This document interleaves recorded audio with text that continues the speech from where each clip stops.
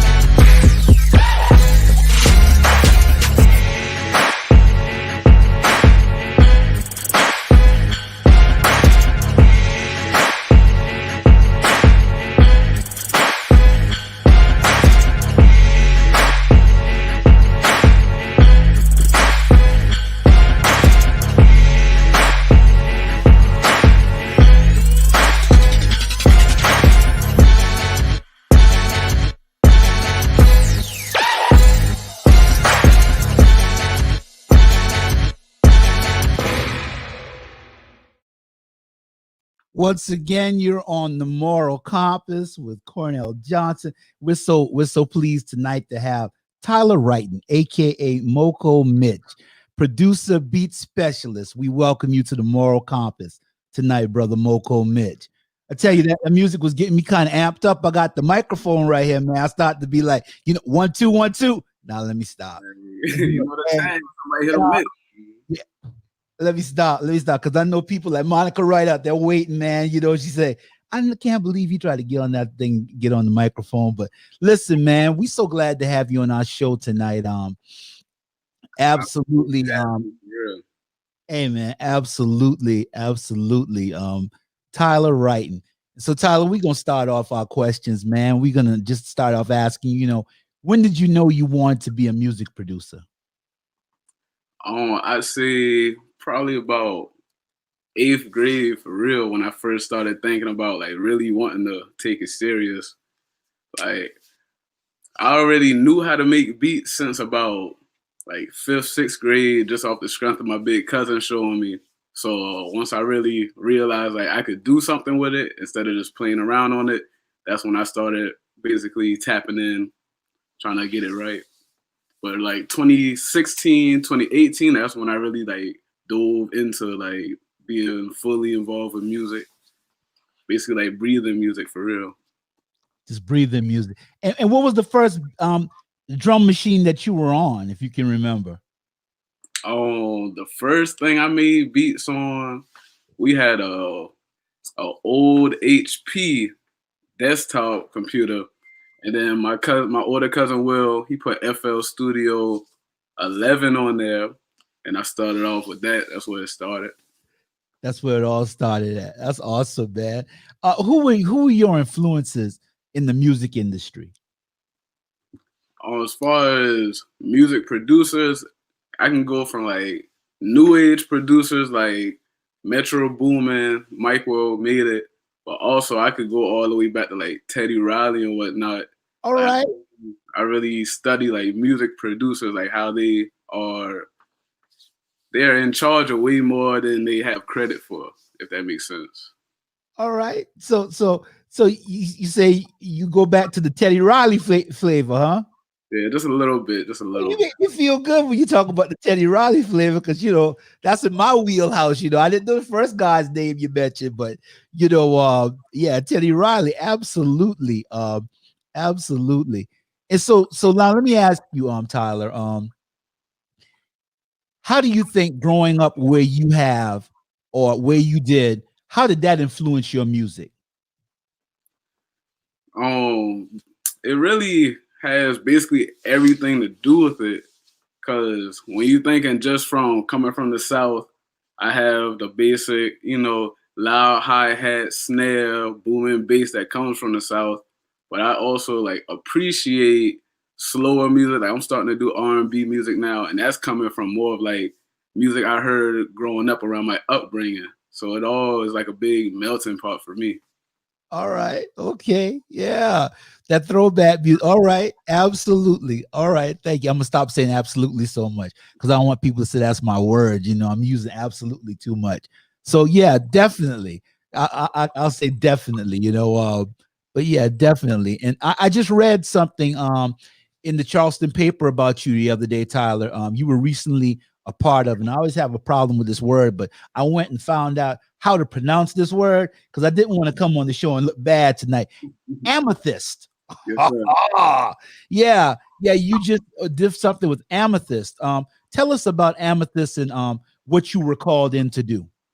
All right. First off, shout out to everybody at Amethyst who voted for me to come in, support and all that. Like it's basically a big collective of people throughout SC, music producers, different A&Rs, artists, and they select people throughout the whole state to come host a whole album. Like they've already had one project come out. I think it had about 27 songs, and it's like different people collaborating and whatnot. So this go around, they sent me an invite, said they wanted me to come on out and get some work in. Yeah, man, that's the big thing to be Yes, called in because I read about it and I saw where you were called in. Man, they picked you out. yes. So that's a big thing, man. We're mega proud of you, man, Thank you. for your accomplishments with Amethyst. Absolutely, absolutely. Because we always had a hard time getting that love from Charleston, and man, the way you got the love from Charleston, that's just awesome. So now, what is your favorite beat that you've ever produced? What's your favorite Tyler Wrighten, Moco Mitch beat? What's your favorite? My favorite beat. Hmm. Honestly, my favorite beat probably hasn't even like came out yet for real. Cause when I make beats, like I'll have a favorite for a couple months or even a couple weeks, but I'm always coming out with another favorite for real. Always another favorite. But like one beat that is like a favorite of people that like listen, follow my sound or whatnot. I have a couple beats on my YouTube. One I sampled Lil Kim Drugs off her album Hardcore.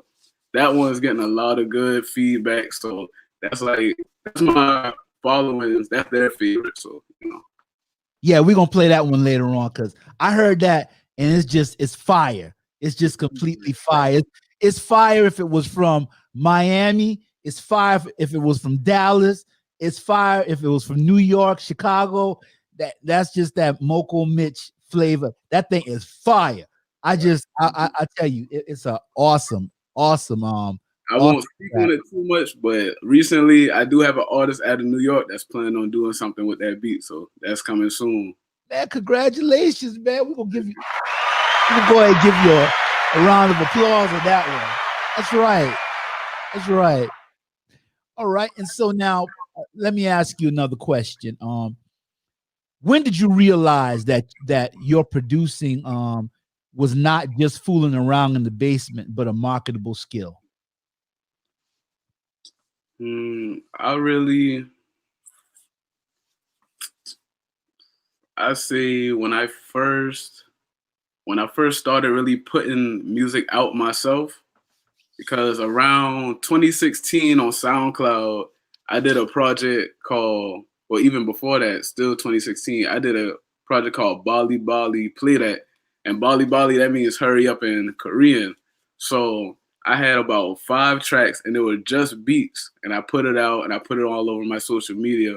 And then that following week in school, I had people, they were either saying they liked the beats or some were either saying they played the whole thing just waiting on me to rap, thinking I was putting out a rap project. So that let me know right there, like all I did was put it out and they were gravitating to it. So if I kept pushing with it or putting real effort behind it, I could really do something with the beats. Awesome. And so you were just saying to me, also, we were talking, chopping it up a little bit. See, I'm cool now. See, I got your word, chopping it up. Yeah, we were chopping it up a little bit. And you were mentioning to me that your major, and let us know, you are in college. Yeah, I Yeah, attended University. Claflin University. I got a buddy, that went to Claflin University, but I won't hold that against you because yeah, I won't hold that against you. I know he's laughing now. I try to get him to come on the show all the time, but he talk about he's ashamed. You need to cut that out. Yeah, but anyway, getting back to you. You go to Claflin University, historically black college, which is awesome. And what is your major? Oh, I'm a marketing major. All right, so you're a marketing major. How do you see your major tying in to what you're doing in music? It really goes hand in hand, even from like me applying what I learned from class to getting my beats and music out to areas that I haven't physically been yet, to vice versa. For when I have certain assignments where I have to write a business plan, and that's why I would bring in things I'm already currently doing. I'm being forced to write it out word by word, getting real business plans. So it's going hand in hand for me. It's going hand in hand. Awesome. And it's also good when you can do your own marketing, because it's important a lot of times, because sometimes you'll hire people to market for you, but yet they're not hitting the right demographic. They're not in the right target market. And when you're marketing for yourself, I think it takes on a different connotation, because that's when it's your dollars. It's your dollars, and that's how you get your money. And I noticed that a lot of people, they may not put the effort into it that you will, because you're building it from the ground up. Correct. Yeah, absolutely. So you're in marketing. That's awesome. All right. So now let me ask another question. What would you say to other young people that wish to pursue their dreams in producing? I would say literally, like, just do it. Like, if you feel like you want to make beats or make music in any means, like, literally just do it. But I will say, like, I'm actually lucky because I knew how to work the software before I even wanted to make beats. But when it comes to learning softwares or even learning how to record if you want to rap, like, it's not as easy as you think. So you're really gonna have to try to learn some things. Absolutely. So you would tell them that they need to know the software. They need to know you need to know what you're doing. Yeah, basically just trust that process. Trust the process. From the learning to the networking, you might feel like certain people not rocking with your music. It's not about that. It's about the people that are on your music and your movement, keeping your motion. All right. Okay, thank you, sir. And I mean, you just tapped into my next question. And my next question was, what is your process when you're producing music? Do you have a special place or a routine? Not really. As long as I could drown out the world, I guess I can make a beat. Cause I started in my own home making beats. Then I would pull up on different artists, like whether I could come in their house. If not, I'll let them come in my truck and I'm plugging my laptop up to the aux cord, making beats in there. Now I'm more stable and blessed. I have a studio up here in North Charleston, but I also have like several other spots around the state I can really just tap in with and go create. So, but anywhere I'm at, I can make a beat, literally. Making beats in your truck. Literally. That's awesome, man. That's awesome. That's a good story. I'm using the word awesome too much now. Where is the strangest place that you've ever received inspiration for a beat? The strangest place. I'd say either during class one day in Claflin, or just scrolling on my phone using the restroom or something. Cause I'll end up finding either I'll hear something and I'll be like, all right, I might not even want to make that my beat, but that'll strike my mind to be like, okay, maybe I do want to make a beat with some bells or lay down some chords the next time I start making beats first. Or I might just hear a sample.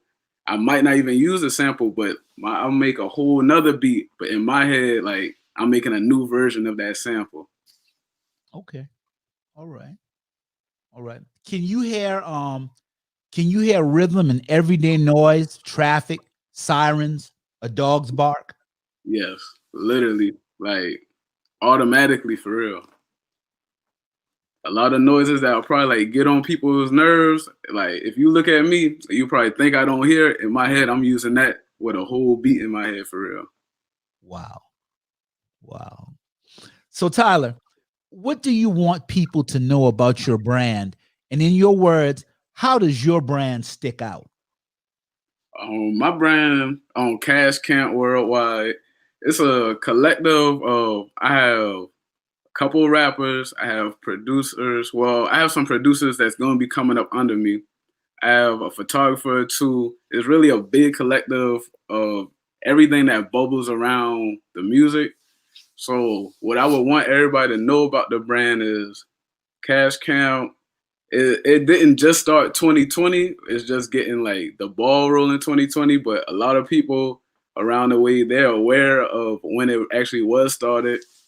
I just want people to know Cash Camp is really a reflection of me for real, because like whether people who are in or around Cash Camp, whether they've been consistent or hopping in and out of music like that, I've always made sure I've carried that name. Like even in my Instagram, I had Cash Camp Mitch for a long time, just so people will keep seeing that, keep it relevant in their heads. So I just want them to know Cash Camp is like a reflection of me, and basically that's it. That's it. Okay. All right. When is Moco Mitch different from Tyler Wrighten? I would say yes and no at the same time, because if you ask someone that either used to be around me or just knows me from around the way, they might say that's two different people. One person might say, well, Tyler, he's quiet a lot. Some people might say, oh, Moco Mitch, he's a little more out there, but that really just reflects on how comfortable I am around certain people. You feel me? So like some people, or even if I don't know them at all, I'll come around. I'm really just peeping everybody's vibe, seeing what they have going on. And whenever I get comfortable around people, that's when I'll start talking, joking more, all of that. But as far as a difference, it's really no difference. Moco Mitch would just be, I'll say, more of a monster for real. Cause Tyler Wrighton, if I'm in my mode and I never like get into a mode where I'm Moco Mitch right now. But if I'm doing things, moving as Moco Mitch, I'll be more strictly business than if I'm just chilling as Tyler. Like I have a low tolerance for a lot of things when I'm in my music mode, because I'm really trying to get things done. And I believe that I can really make this my life, my living. So like Moco Mitch doesn't really chill a lot. Like I chill while I'm making beats in the studio, but Moco Mitch doesn't really chill. Like you have to catch Tyler if you want to chill, like as in doing nothing, you know. Moco Mitch is about business. Yeah, that part. All right. All right. Okay. I understand exactly what you're saying. Tyler, I see the same entrepreneurial fires in you that your grandfather, my good friend Levi Green Jr., had, that he possessed. What drives or motivate Moco Mitch? Really, just that knowing what my family has been through, came from, what we as a whole and by ourselves are capable of. Like, a lot of people don't know that Levi Green is my grandfather, had Green's Barbershop on Main Street, also was preaching at Cincinnati United Methodist in Oakley. Like, those are my roots. Like, how they have that entrepreneurial spirit, it was really passed on. I really learned it from watching it my few years. I saw what was capable of maintaining households off of what you want to do business wise. Waking up and going to work for yourself, like, that's what I want to do. That's right. And just a dream, and became a staple. And really, honestly, there's no Monk's Corner without Green's Barbershop, now Mackey's Barbershop, but there's no Monk's Corner without it. You know, I think so. It's the pinnacle. And I mean, I learned so many business, I just learned so many things about business. He'd be sitting there reading his newspaper early in the morning, man. Always there, on time. Yep. You know what I mean? You ain't going in there looking for all time, and I think that's a big thing. And yeah, I can harp on my friend all day long. And so now, Tyler, tell us, Moco Mitch, where can we you do lease beats?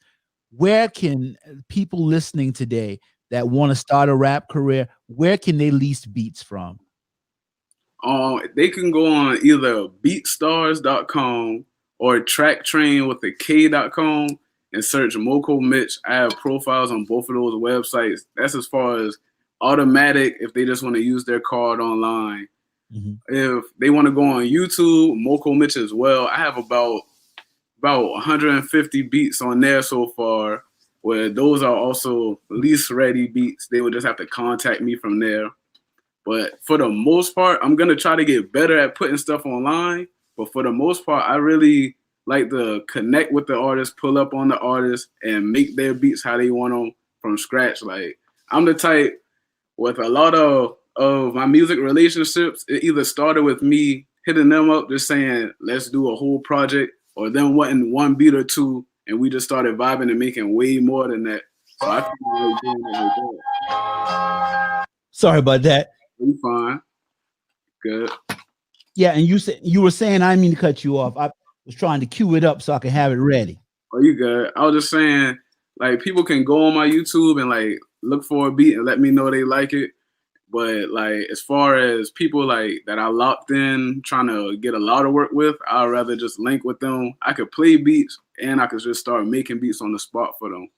But I have like over 100 beats on my YouTube, Moco Mitch. Now also on Tracktrain and BeatStars if they wanted to pay via the website as well. All right.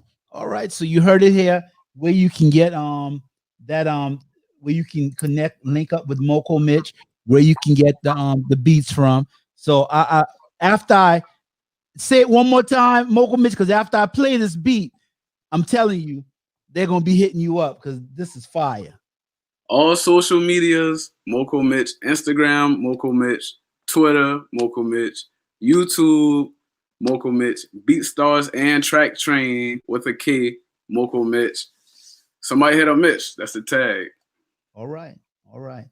So we're gonna listen to this. We're gonna listen to this track that I queued up here. As soon as I can get in my phone to do the right thing here. I guess it's a good thing that I'm not the It's a good thing I'm not the engineer. Okay, here it is.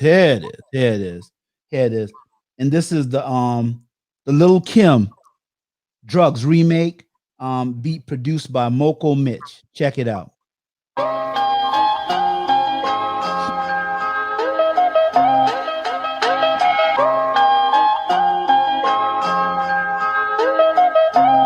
Somebody hit up Mitch.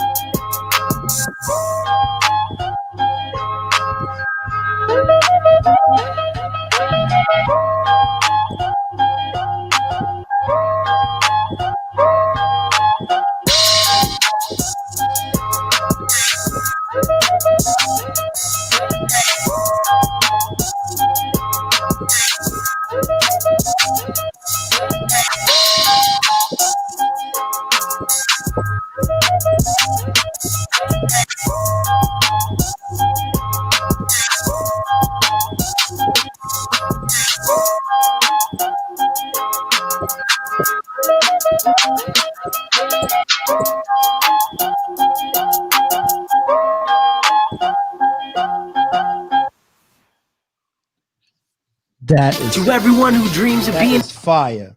Thank you. Thank you. That is fire. I'm telling you, it's fire. And that's a remix. That's Moco Mitch.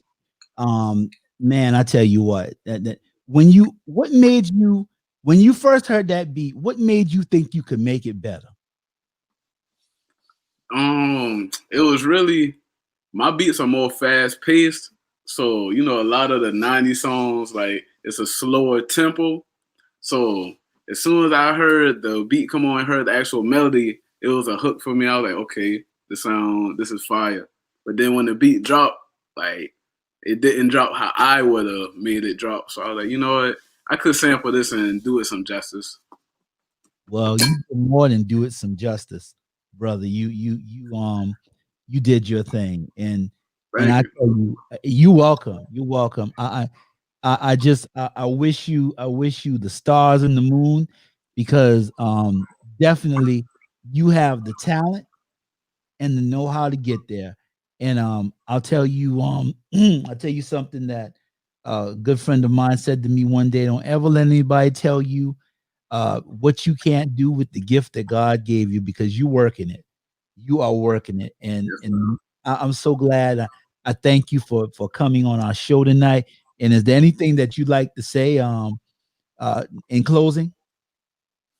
I just say thank you for everybody supporting. Shout out to everybody that's just watching and not supporting. And big thanks to my family, the Green family, my mother. Without her, I wouldn't have my head on right how I do. For real. Yeah, your mother is something else. We had to cancel a couple shows because I was sick, and you know, she told me, she said, "Well, I know how it is when men are sick. You know, yeah, I understand when men are sick. You know, and see, women always say that because they have babies, and we can't argue with them about that. Right. And, Right. and I grew up close with your family, man. Love you. Glad you're doing what you're doing. Keep on doing. We thank everybody for tuning in tonight and hearing the legendary, soon to be legendary, Moco Mitch, Mount Sauna, South Carolina, Dirty South, Tyler Wrighten. Thank you, Yes, Tyler, sir. for being on our show tonight. Thank you. Everybody have a wonderful night. Now, yeah, absolutely. You'll be back. Yes, You sir. all right. Have a wonderful night.